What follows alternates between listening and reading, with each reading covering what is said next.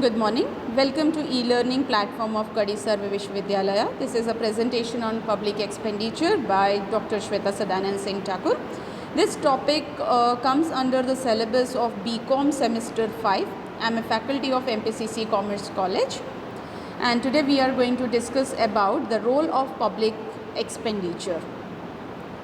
So, when we talk about the role of public expenditure, the very first point which comes in our mind that Adam Smith had concentrated only on passive role of government, under which a government can support the smooth flow of economics with least interference in economic activities. The government must look after. What are the things which government should think about? That is the expenditure on defense. Second is expenditure on internal law and order. Then expenditure of government on administrative activities. Then finally expenditure on certain amount of infrastructural development.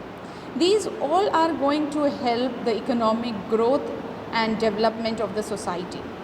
Let us discuss the role of public expenditure in India in a developing country, how it is going to be further benefiting to our society. We will discuss like this.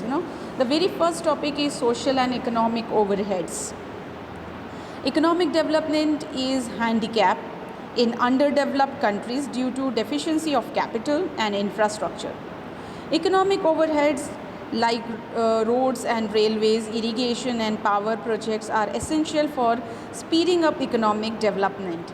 Social overheads, and there are like many more things like hospitals, schools and colleges and technical institutions. These all are essential things for us, right? So capital for such overheads cannot be sufficiently come out of private sources. So public expenditure has to build up the economic and social overheads, right?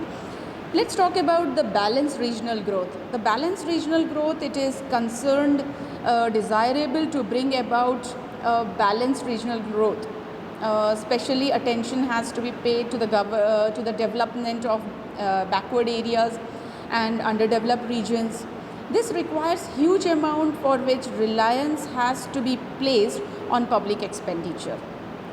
Now, when we talk about the development of agriculture and industry, so the development is regarded synonymous with the industrial development.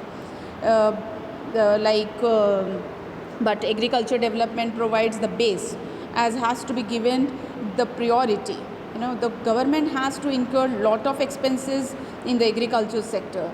There are many examples on irrigation and power, seed farms, fertilizers, factories, warehouses, etc. And in the industrial sector, by setting up public enterprises like steel plants, heavy electrical or heavy engineering machines, make factories, etc. All these enterprises are calculated to promote economic development, according to me. Fine. Then it's like if we talk about the exploitation and development of mineral resources, then it provides a base for further economic development. The government has to undertake schemes of exploitation and development of essential minerals, example like gas, petroleum, coal, etc. So public expenditure has to play its pivotal role in exploitation and development of mineral resources. Fine. And finally, we will discuss on the subsidiaries and grants to provide provisions, local government and exporters. So the central government gives grants to state government and the state government to the local government, that we all know. Why they do so? This to include them to incur some desirable expenditures. So subsidies have also to be given to encourage the production of certain goods, especially for exports to earn much needed for you can say foreign exchange, right? So let's end up with the session, today's session, and we will meet in the next lecture. These are the sites from where I got the detailed information of it, and we have discussed it. So thank you for today's session, and we will meet later.